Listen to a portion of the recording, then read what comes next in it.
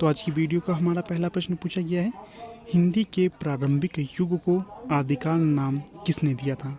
तो आपके इसमें 4 विकल्प दिए गए हैं, इनमें से जो सही विकल्प होगा उसका आपने चयन करना है। तो यहाँ पर जो सही विकल्प हो जाएगा तो वो हो जाएगा विकल्प सी। डॉक्टर हजारी प्रसाद द्विवेदी के द्वारा हिंदी के प्रारंभिक युग को सबसे पहले आदिकाल नाम दिया गया था। इसका ध्यान रखना है, इम्पोर्टेंट प्रश्न है ये। अगला प्रश्न देखिए 2, आदिकाल को वीर गाथा काल नाम किसने दिया है। तो जो आदिकाल को वीर गाथा काल नाम दिया गया था उसके भी आपके समक्ष 4 विकल्प दिए गए हैं, तो सही विकल्प का चयन करना है। तो कुछ समय सोचने के लिए दूंगा आपको, तो आप सही उत्तर का चयन करना है। तो यहाँ पर भी सही विकल्प हो जाएगा विकल्प सी। आचार्य रामचंद्र शुक्ल के द्वारा आदिकाल को वीर गाथा काल नाम दिया गया था। इसी के साथ आपने ध्यान रखना है कि जो आचार्य रामचंद्र शुक्ल हैं इन्होंने आदिकाल में 12 कवियों को लिया था। इसी के आधार पर इन्होंने आदिकाल को वीर गाथा काल नाम दिया था, क्योंकि अधिकतर कवि वीर रचनाएं करने वाले थे। अगले प्रश्न में बढ़ने से पहले आपको बता देता हूं, हमारी टीम के द्वारा TGT Hindi, PGT Hindi, LT TET, LT commission के लिए कोर्स लॉन्च कर दिए गए हैं। अगर आप इंटरेस्टेड हो तो संपर्क कर सकते हो। संपर्क करने के लिए आपको 8219312129 पे व्हाट्सएप करना है। आपके जितने भी प्रश्न होंगे उन सभी का आपको उत्तर दे दिया जाएगा, ठीक है। तो चलिए अगला प्रश्न देख लेते हैं। अब मीरा के गुरु कौन थे। तो जो मीरा थी भक्तिकाल की प्रमुख कवित्री आप इन्हें कह सकते हैं। इनके गुरु के बारे में पूछा गया है, तो इनके जो गुरु हो जाएंगे तो वो हो जाएंगे संत शिरोमणि रविदास। डी यहाँ पर सही विकल्प हो जाएगा। तो कई बार ये भी प्रश्न पूछा जाता है, कौन सी कवियत्री भक्तिकाल की ऐसी थी जिनका वार्तालाप तुलसीदास जी के साथ हुआ था। तो वो मीराबाई ही थी, इसका भी ध्यान रखिएगा। अगला प्रश्न है 4, पद्मावत किसकी रचना है। महत्वपूर्ण प्रश्न है ये। तो जो पद्मावत हो जाएगा ये हो जाएगा आपके जायसी की कृति, और जो जायसी है ये भी भक्तिकाल के अंतर्गत आते हैं, प्रेमाख्यानक भक्ति काव्य के अंतर्गत। इसी के साथ कई बार ये भी प्रश्न पूछा जाता है कि जो पद्मावत है इसकी भाषा कौन सी है। तो ये अवधी भाषा में लिखा गया महाकाव्य है। अगला प्रश्न देखिए, मधुमालती के रचनाकार कौन होंगे। तो जो मधुमालती के रचनाकार होंगे तो सही विकल्प बताइए। तो ये हो जाएंगे मंजन। बी यहाँ पर सही विकल्प हो जाएगा। जो मंजन है ये भी प्रेमाख्यानक कवि माने जाते हैं। अगला प्रश्न है 6, भक्तिकाल के लेखक कौन हैं। भक्तिकाल के नहीं, भ्रमर गीत के, भंवर गीत जो रचना है इसके लेखक कौन होंगे उसके बारे में बताना है। तो ये हो जाएंगे नंददास। सी सही विकल्प हो जाएगा यहाँ। अगला प्रश्न है 7, तो इसमें क्या पूछा गया है, सूरदास की भक्ति किस प्रकार की है। तो विकल्प में है ज्ञान मार्गीय, पुष्टि मार्गीय, प्रेम मार्गीय या इनमें से कोई नहीं।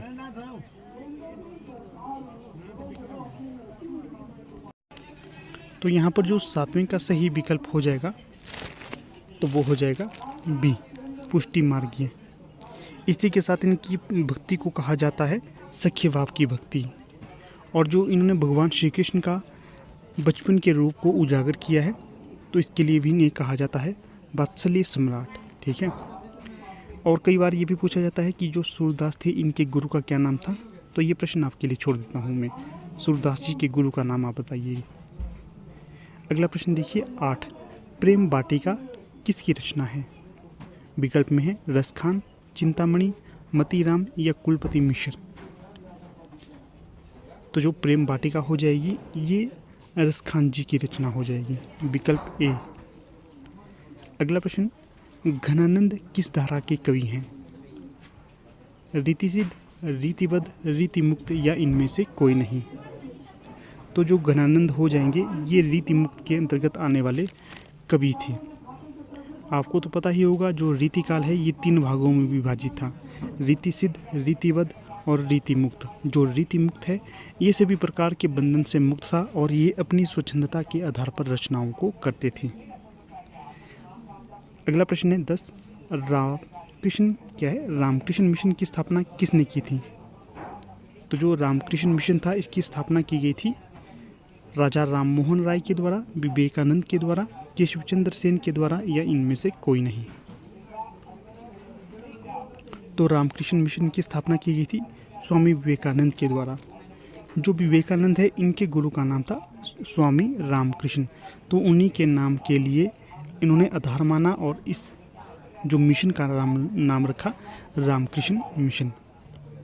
अगला प्रश्न है 11, भारतेंदु द्वारा संपादित मासिक पत्रिका कौन सी है? कवि वचन सुधा, योजना, पल प्रतिपल, या इनमें से कोई नहीं। तो जो कवि वचन सुधा है ये भारतेंदु जी की संपादित मासिक पत्रिका मानी जाती है। अगर आपको इस वीडियो का PDF चाहिए तो आप हमारे टेलीग्राम ग्रुप के साथ जुड़ सकते हैं, लिंक आपको डिस्क्रिप्शन बॉक्स में मिल जाएगा। अगला प्रश्न है 12, भाग्यवती उपन्यास के रचयिता कौन हैं? तो विकल्प में है श्रीधर पाठक, मैथिली शरण गुप्त, जयशंकर प्रसाद, या श्रद्धाराम फिलौरी। तो जो भाग्यवती उपन्यास है इसके रचनाकार हो जाएंगे विकल्प डी श्रद्धाराम फुलौरी।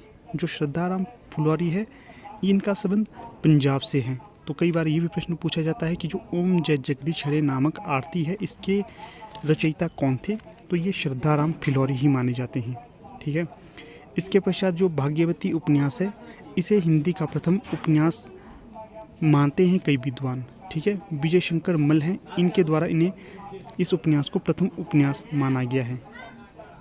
इसके पश्चात जो आचार्य रामचंद्र शुक्ल है उनके द्वारा किसे हिंदी का प्रथम उपन्यास माना गया है? तो आप इसे कमेंट में अवश्य बताना।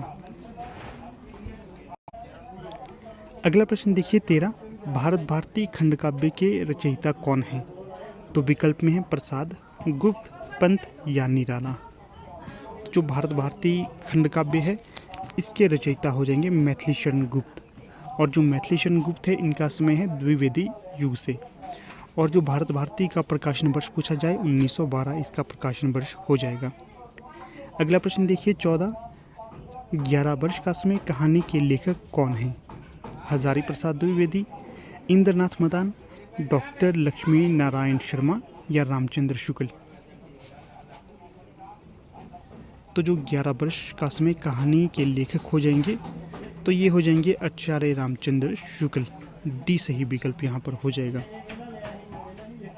अगला प्रश्न है 15, उसने कहा था कहानी के रचनाकार कौन हैं? यशपाल, प्रेमचंद, चंद्रधर शर्मा गुलेरी, या किशोरी लाल गोस्वामी। तो उसने कहा था कहानी के रचनाकार हो जाएंगे चंद्रधर शर्मा गुलेरी। जो उसने कहा कहानी है इसका प्रकाशन वर्ष है 1915, और ये जो प्रथम विश्व युद्ध की पृष्ठभूमि में लिखी गई कहानी है।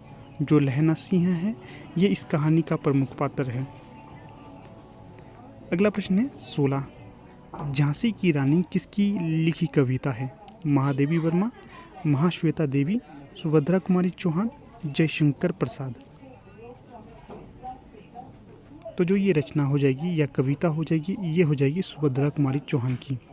और जो सुभद्रा कुमारी चौहान थी इनके द्वारा अधिकतर वीर रस की कविताएं लिखी गई हैं, या आपको मोटिवेट या प्रेरित करने वाली कविताएं लिखी गई हैं, इसका भी ध्यान रखना है। और जो महादेवी वर्मा है ये रहस्यात्मक कविताएं लिखते हैं, इससे आपको पता चल जाएगा कि कौन कैसी कविताएं लिखी जाती हैं।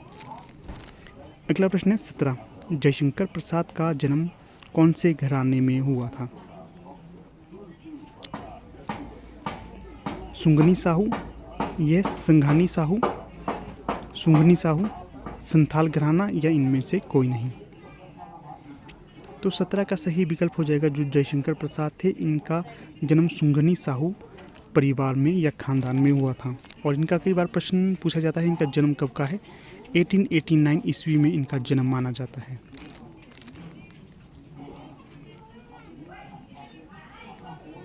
अगला प्रश्न है 18, कुकुरमुत्ता के रचनाकार कौन हैं? प्रसाद, पंत, निराला, या महादेवी वर्मा। तो जो कुकुरमुत्ता रचना हो जाएगी ये सूर्यकांत त्रिपाठी निराला की हो जाएगी। आपको ध्यान में रखना है कुकुरमुत्ता एक प्रकार का जंगली पौधा होता है। ये मशरूम टाइप का होता है कुकुरमुत्ता। अगला है 19, मधुशाला किसकी रचना है? प्रेमचंद, प्रसाद, पंत या हरिवंश राय बच्चन? तो जो मधुशाला रचना हो जाएगी हरिवंश राय बच्चन जी की हो जाएगी। डी सही विकल्प हो जाएगा। इसी के साथ ध्यान में रखना है कि मधुशाला, मधुबाला और मधु कलश ये तीनों इन्हीं की रचना है। और जो हिंदी साहित्य का दूसरा इतिहास है इसके रचनाकार भी हरिवंश राय बच्चन ही हो जाएंगे। अगला प्रश्न है 20, गोदान उपन्यास के उपन्यासकार कौन होंगे? महत्वपूर्ण उपन्यास है। जयशंकर प्रसाद, प्रेमचंद, श्याम सुंदर दास या इनमें से कोई नहीं? तो जो गोदान उपन्यास के उपन्यासकार हो जाएंगे मुंशी प्रेमचंद जी हो जाएंगे। और इस उपन्यास का प्रकाशन वर्ष 1936 है। कई बार ये भी पूछा जाता है। और होरी गोबर इस उपन्यास के प्रमुख पात्र हैं। अगला प्रश्न है 21, चांद का मुंह टेढ़ा के रचयिता कौन थे? निराला, मुक्तिबोध, पंत या दुष्यंत कुमार? तो जो रचना है चांद का मुंह टेढ़ा इसके रचनाकार हो जाएंगे मुक्तिबोध। इसी के साथ इनकी एक प्रमुख कविता है अंधेरे में। बहुत ही महत्वपूर्ण और लंबी कविता इनके द्वारा लिखी गई है। अगला प्रश्न है 22, तोड़ती पत्थर कविता के कवि कौन हैं?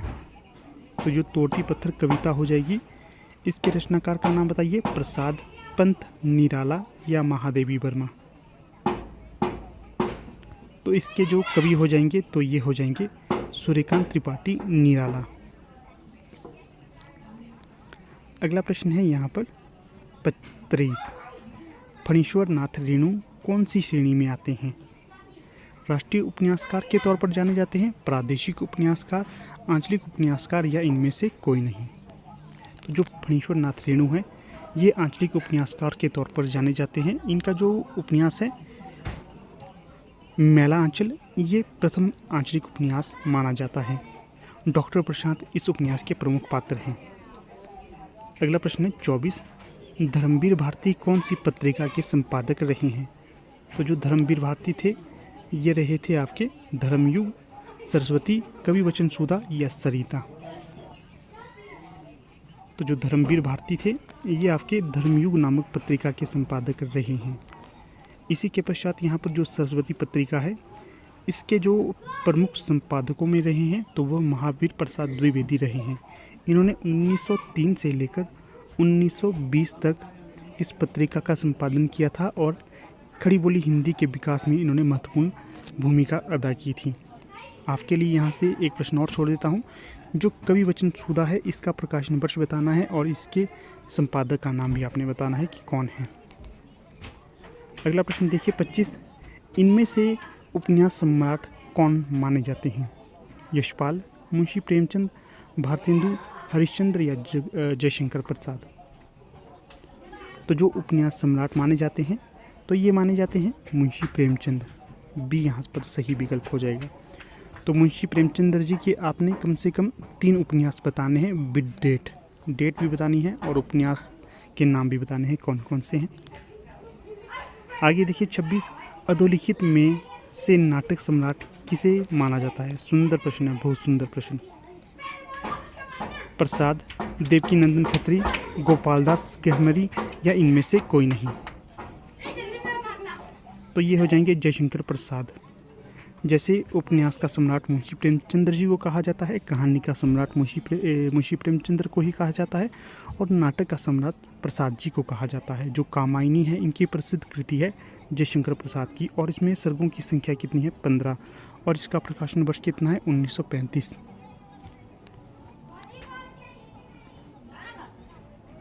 अगला प्रश्न देखिए यहाँ पर 27, पश्चिमी हिंदी की उपभाषा कौन सी है? अवधी, खड़ी बोली, जयपुरी, मध्य पहाड़ी? तो जो पश्चिमी हिंदी की उपभाषा हो जाएगी तो यहाँ पर जो सही विकल्प हो जाएगा तो वो हो जाएगा विकल्प बी, खड़ी बोली। अगला है 28, पूर्वी हिंदी की उपभाषा कौन सी है? अवधी, बांगरू, मेवाती या कुमाऊनी? तो यहाँ पर जो सही विकल्प हो जाएगा तो ये हो जाएगा अवधि। अगला है 29, निम्नलिखित में से कौन सा अंग व्याकरण का है? तो जो शब्द है ये व्याकरण का अंग हो जाएगा। अगला प्रश्न है 30, निम्नलिखित में से अंतस्थ व्यंजन कौन सा है? तो जो यहाँ पर अंतस्थ व्यंजन हो जाएगा तो ये हो जाएगा डी, य, र, ल, ब, इन्हें अंतस्थ व्यंजन कहा जाता है। इसका भी ध्यान रखना है आपने। तो आज अपनी वीडियो को यहीं पर समाप्त कर लेते हैं।